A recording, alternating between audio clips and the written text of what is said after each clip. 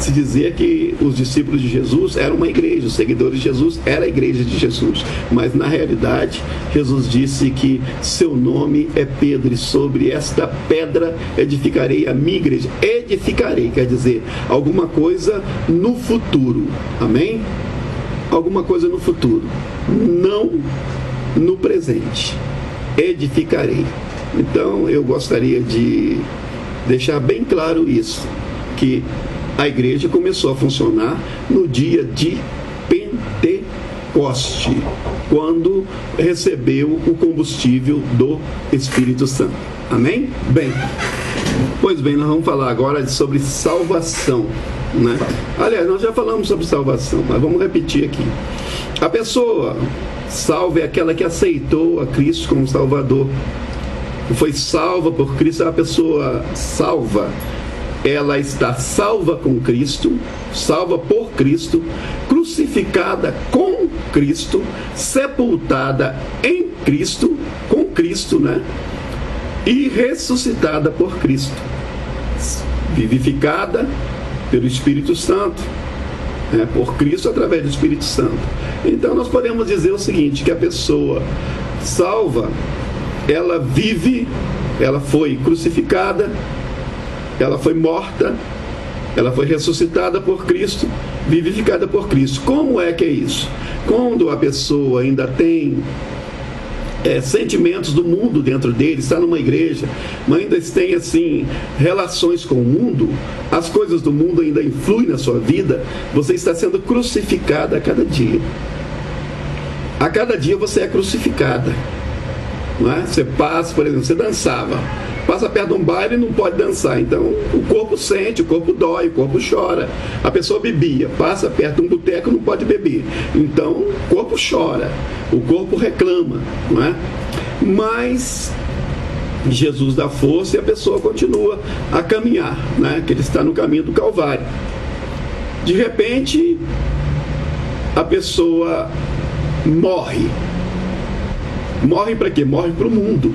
Aquelas coisas do mundo começam a não fazer influência, exercer influência sobre ela mais. Então significa que ela está morta com Cristo, não é? Ela está morta para o mundo e viva para Cristo. Então, se ela está morta para o mundo, o que se faz com o defunto? Sepulta o defunto. Então nós vamos sepultar o pecado, o que ocorre na cerimônia do batismo. Na cerimônia do batismo significa duas coisas: sepultamento e ressuscitação, não é? Então a pessoa foi sepultado e ressuscitado. Quando afundou na água, foi emergido a imersão, né? Ela foi sepultada. Quando ela levanta dali, ela está ressuscitada com Cristo. Aí ela vai ser vivificada pelo Espírito Santo, né? Quando ela é batizada com o Espírito Santo, ela é vivificada e ela passa, o próximo passo é a glorificação, e a glorificação só se dá no céu, amém? A salvação, ela se opera através da conversão, né? A conversão, mudança de direção, regeneração, o que significa que a pessoa ia para lá e voltou para cá. Amém? Isto é uma pessoa salva.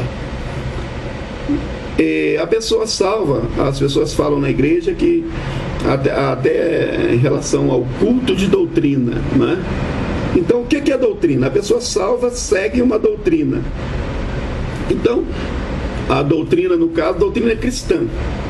Existe doutrina de toda doutrina jurídica, doutrina filosófica, doutrina de engenharia, doutrina de administrativa. Aqui existe, no nosso caso, existe a doutrina cristã. E a doutrina cristã significa declaração a respeito da verdade. Declaração da verdade. A palavra doutrina, declarar a respeito de, verdadeiramente a respeito de alguma coisa. Já o dogma significa declaração do homem a respeito da verdade. Significa dizer o seguinte, ó, essa Bíblia é a doutrina. Já este livro aqui, viu, de latim no direito, ele pode ser um dogma, apesar de ser latim, apesar de ser um dicionário, ele pode ser dogma. Então, queridos irmãos, nós vamos aprender aí essas palavras, esses primeiros passos, né, dos ensinamentos fundamentais, teológicos fundamentais. É o seguinte: doutrina, declaração da verdade; dogma, declaração do homem a respeito da verdade. Ah, você está num seminário. O que é seminário? Todo mundo agora, né? Estou no seminário. O que é seminário? Seminário é um simpósio ou congresso onde se discute fatos definidos. Muita gente pensa que o seminário é uma escola, é uma construção. Não.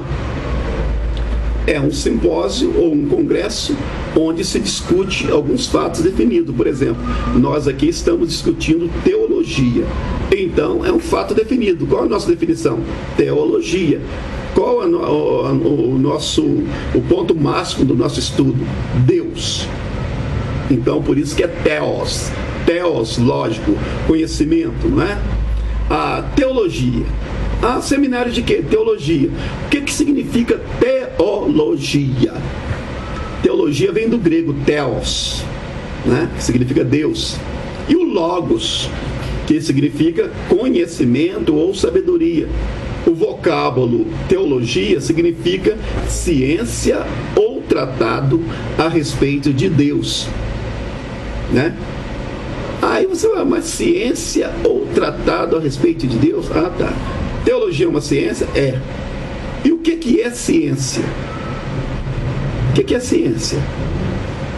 A ciência é um arranjo sistemático e lógico de fatos comprovados. Arranjo sistemático e lógico de fatos comprovados.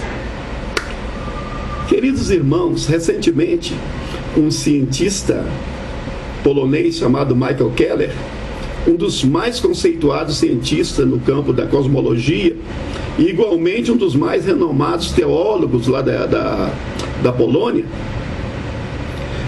através da lei da física e da filosofia, provou cientificamente que Deus existe. Já pensou um homem provar cientificamente que Deus existe? Pense bem.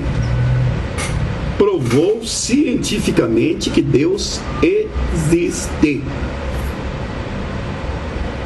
Tinha